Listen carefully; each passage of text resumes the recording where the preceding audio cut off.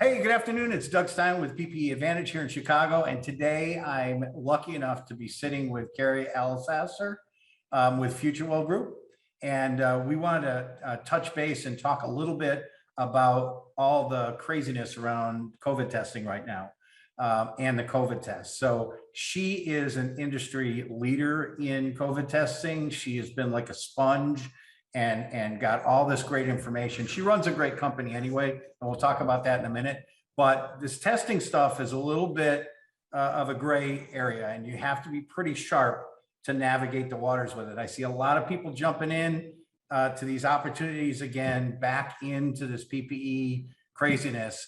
And I thought it was time to kind of lean towards an industry expert that has a really good handle and background on what's going on in this marketplace, so she can educate us all. So thanks, Karie, so much for spending some time with us. I know you're super busy, but I really did want to get your take on everything that's going on with COVID testing. I'm excited to be here. Thank you for having me. No, really, I'm really excited because I want people to learn about what is the truth, what's available, what are the differences between these kinds of tests, and what's coming in the future. So first of all, there's several different types of tests that have been out on the market and that are coming out on the market. The one that probably most people know is what they call a Pcr test, or the polymerase chain reaction, where you go, to a doctor or a drive-up station, they stick the swab up your nose, and it goes off to a lab. In 3 to 100 days, you figure out whether you had COVID or not. And all of us have done that sometime in the beginning, but those are getting less and less, because the next test that moved in was called a POC, or a point of care, right? Point of care. And that was one where it was rapid, like you could get the results in like 15 minutes, but you did have to have it administered by some type of physician or nurse, or someone had to oversee that. But those were selling in the kind of in this off market that we have established with PPE for a while, but now those are like, nobody wants those anymore, right? And then we've moved. I'm still selling those. You are still selling them. All right, so we'll talk about those in a second. Then we have the OTC that is kind of out there already with Walgreens and CVS and some of the bigger box retailers, but got a flood of new interest recently because of some huge government intervention that you can talk about. And those are home care ones that don't need a physician to do them. But I did hear that the test is essentially the same. It's just basically comes with different directions or something. It's exactly the same. The only difference is the sleeve inside. The directions are the same. You still do the same thing that you do for the POCs. It just says OTC on the box. So you just swab your nose you go around 5 times. Same thing that you do with the PCR. So we do PCR testing here at our warehouse now. We're part of the CARES Act program for testing. So we do provide free PCR COVID testing, and our results do come back in 24 to 48 hours. So while there's a wait, it's free, and we offer this to all businesses now. And I think the point is that we need to be testing more, and we need to find a way to do that that's affordable for companies so they can have a safe environment, but also do it the right way. And right now we're kind of limited in our options, right? You have the PCR that takes a couple days to get back, but it's the gold standard right now. And then you have the kits, but if you test positive on one of the kits, they say you need to back it up with a PCR. So you're still going to have to do a PCR. But the great thing is because of having a free program, now we're able to do a combo of those two things. So we do PCR testing, and then if somebody has symptoms, then we'll do a rapid kit just to see if they come back positive on that rapid kit. But they're going to have to go home and quarantine, and we're going to have to do a PCR test, and they're going to have to wait until the PCR results come back, basically. Right, because those tests are actually, there are 2 different types of tests. One is what they call antigen diagnostic, and the other is an antibody test, right? So one is good if you have symptoms, and one is good at like saying you have these antibodies and you could definitely either pass them along or get sick yourself, right? Is that correct? Yeah, I don't really like the way the antibody tests work, because it's not testing on live virus, it's testing on antibodies. So you don't know if you have the live virus, you just know you have the antibodies. So I could have had COVID 2 months ago and I could test positive on one of those kits. So there's, it's kind of controversial on but testing is important. So I don't really care what kit people use, let's test, because the more we test and the more we track and the more we, that's how you're going to control this virus, right? Like we have to do this. Right. So let's figure out the best combo for everybody. Got it. So let's just talk about this OTC craze, because you're kind of right in the middle of it, because you have access, you know what's really going on. And you said something to me earlier that was interesting, that you said the what is it? The Bionex now, the Abbott one is never going to be available on the open market. It's not as of right now. It's not never, but but right now, no, they've only are releasing to the US government and to the big box stores to sell on the shelves for retail purposes. They're not selling to anyone else. Okay. Like, or if you are a company and you called Abbott tomorrow, they would not sell you that Bionex now. You would have to go to Walgreens or Walmart or whatever and buy it. Right. And they're selling, I noticed different prices between like $14 and $24 in CVS and Publix and Target and Walmart. Now, what caused all the frenzy all of a sudden? There was a big government buy up, right? That kind of started all the bubbling underneath the surface there. That so what happened is all of these manufacturers in the United States got grants from the US government to expand their operations and to do the over-the-counter tests. So then the government went in and took all of the product that was already produced and took the initial contract quantities. So what we all have been waiting for now on the OTCs is for their ramp up to happen, so that now we get that portion that we've already, like a lot of us are already in contract, right? So it's already been paid for. We've been waiting for these deliveries because the government went in and kind of, I don't know, threw their weight around, I guess you would call it. They threw their weight around. Right. And they have every right to, because they gave them a grant and that was part of the grant, and it's totally on the up and up. There's nothing weird going on. And they're giving them away, right? They're going to be giving it away for schools, and they have a program through the CARES Act, to give to the schools, and I think just other kind of like nonprofit organizations. There's a few people that are on that list that qualify for the kits, not just the PCR, because there's a PCR program obviously that we're doing, and then there's a kit program, but that kit program is very limited in who gets to receive them. And I think that there might have been 2 companies in the nation that were awarded that contract to disperse them. Right. And we work with one of the companies. So the only real test on the market right now that's available for somebody outside of big box or government to buy is that CareStart, right? CareStart OTCs are gonna, for certain companies, we'll start shipping to our buyers on Friday. And then slowly there'll be other companies that come online just based on what order they're in and where they're at and who they're connected to. They're coming online because they're going to get an emergency use authorization, or are they going straight to FDA? Or no, they got their emergency use authorization. Okay. All of these are EUA. I don't know if any of them have submitted yet for their 510K. A lot of them are not even going for their 510K because it's a lot of work, it costs money, and they don't want to go through it because how long is this? They're saying, how long will the COVID piece last?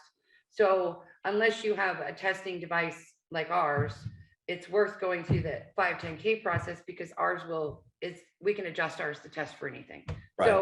There's like, I am in the FDA process right now for EUA, and then we've also submitted for our full 510K. So I kind of understand on the background what's going on. There just recently was a whole slew of the point of care test whose EUA was revoked. So people need to go to the FDA website and look at that. It is available. You just have to Google, FDA approvals or FDA denials, and the list will come up. You got to dig, but if somebody needs it, I'll send it to you. They can reach out to you, or they can reach out to me and I'll send them the link so that they have it. So it was just 200,000 kits recalled. They were being sold by Amazon, CVS, Target, and Walmart. Oh, yes. Larger than expected rates of false positive. And it was a company called Illum. Illum. So Illum. Oh, A-L-U-M, right? E-L-L-U-M-E. Oh, Yeah. E-L-L-U-M. Yeah. So, all right. So getting back to this market, we had also talked before about like, we're seeing everybody scramble, the old suspects that were, with 3M masks and the nitrile gloves and, 3-ply masks and, everybody's kind of coming back out of the woodwork. This is not going to be a speculator's game, is it? It's not, because you just can't get access. So explain that. And there are going to be a lot of scams, right? There's massive scams. I mean, I've lost a couple of my big customers to people promising them things that they will never, ever be able to actually provide. I know this, and I can talk till I'm blue in the face. Some people just like go after the shiny button, whatever it is, right? And it just isn't going to work that way. This first of all, it's a serious business. Those people need to go away. I'm very upset about the situation. Some of those companies are major companies.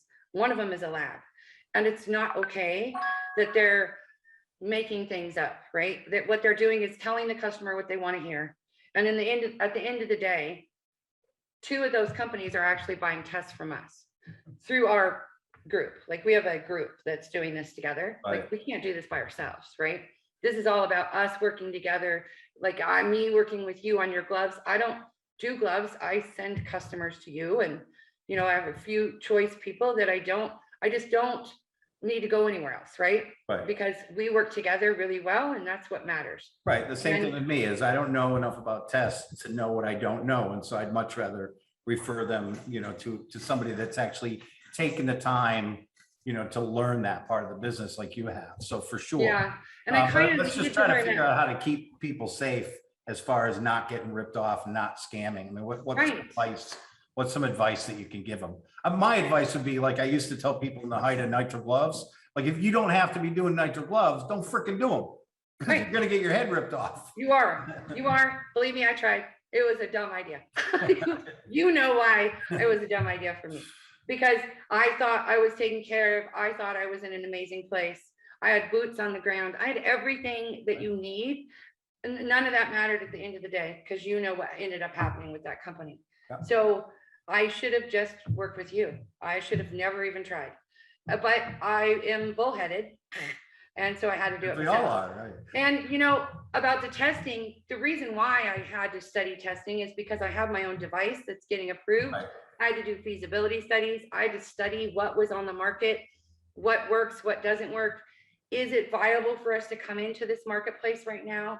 Does it make sense? Like those kinds of things took a lot of work. And we have not slept for months because it's been all about testing. And now that I've learned more, I just want everybody testing. And because I do believe if we do this the right way, and we can still put together programs is what we currently have available, but you got to do a combo of things. So if you do this combination right of the kind of testing to do, I do believe that we can at least squash this or calm this down so that we're not losing so many people in our hospitals are overflow. And so that brings me into an interesting point, because at one time you said, look, a lot of these companies aren't even bothering for the long term to get their 510K because COVID testing, 2 years from now may be, a market that there's no need for, and hopefully that's true. It could be the wolf bamboo virus. Right. No, like right, but so that was interesting because I know that you're working on a testing protocol or testing process or kit or something that you can set to test for different things. So when COVID's done and solved, hopefully, and there's the next one that you just said, the basil bamboo or whatever it ends up being, the Harlem flu or the shaky shuffle. That you will be able to set your machines that are in place or your processes that are in place for the next problem, which I think is, amazing, and congrats to that. So ours is like a mobile lab. So literally it's a device and a laptop and you do the kits and it's 50 seconds. You can test for drugs if you want to test for drugs. You can test for bombs if you want to test for bombs. Like Wow. I can adjust this system to do anything, which is why, yeah, this one makes sense, obviously. Yeah, I mean, And why we got exclusivity right away, like the minute. that's And very we came cool. in at the very beginning of this. We're So very you glad. will put your autograph on some kind of a napkin or something and send it to me so that I'll have it when you get the Nobel Peace Prize or whatever. You're part of the team, not COVID crusaders. Let's go. Anyway, so no, but you're doing a lot of amazing work. So I think what I wanted to talk, and we don't have a ton of time, but I think we got to the crux of the matter. This is OTC market is not going to be a speculative market for a bunch of brokers and yahoos to get into business and get and resell tests. These are all going to be pretty strictly regulated by the companies that are distributing them. They need to go to certain places, right? And the other thing is the falling knife. The pricing is definitely going Mainly to be the pricing right now. Like there's no room to flip this product and make money, right? There's not room. But like you said, I mean, the OTC test is exactly as the POC test. The POC test started out at the $20 and $30 range and ended up down at the $4, $5, and $6 range, right? And now it's like nobody even wants them anymore. So, if you got a garage full of them, I mean, yeah, I mean, people are still buying them. I mean, I can still make those work, and I still have people buying, like. Right, because you mentioned something, the difference is a Clia number, right? Yeah, like so you need to have a Clia number, which is, it's a clinical number. So there's most labs, let's say most of them, will have a Clia number because they're processing tests, right? So it's a clinical laboratory improvement amendments number. Now, the schools have what's called a Clia Waiver because they have a nurse at the school that can administer the test or witness the test being administered, because most of the tests are actually approved for anyone over the age of 12 to self-administer, as long as they're being watched, right? Or witnessed. And part of those requirements are because, shockingly, there's people faking their COVID tests and having someone else take it for them. Shocking. Who does that? I mean, like, I personally was shocked by that. I know I shouldn't have been because I know the world. But certainly not. Really? Oh my. Anyway, that's a whole nother subject. So that was part of it, is that they wanted to make sure that there was somebody there witnessing. That's part of our free program. While it's all self-administered, it's all approved for self-administration. Technically, you could do it at home and bring it into the office. That's not what they want, because they want to make sure the person that's testing is the person that's taking the test. Right. It's like I do it here at the warehouse, but I don't do it. I just stand back and watch them go through the line and do it themselves. And they package it in their own bags. They do all of their own stuff. I don't touch it, but I have to witness it and I have to verify that it's that person. It's just a layer of protection, but it can easily be probably circumvented. But I guess my point was the falling knife of pricing, meaning that, the cost for home OTC is going to come down significantly, and it could happen very quickly.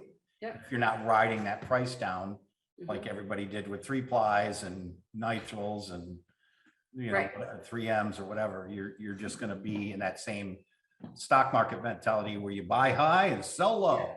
Yeah, exactly. Right. Anyway, all right. Well, listen, I think this was some really great information. I hope it helped. Yeah, I'm sure it will. I'm sure it will. You and I are in that same protection mode where we want to make sure that people are getting real product. It's not that I want the whole market. It's that I want you to be careful with what you do and verify. Always verify. Right. Well, thank you, dear. I really appreciate it. It was a pleasure. Keep up all the great stuff that you're doing. Anyway, it was a pleasure. And I think, I enjoy talking to you. Thank you very much. Yeah. Have a great rest of your week. Thanks for spending some time with me. We'll talk soon.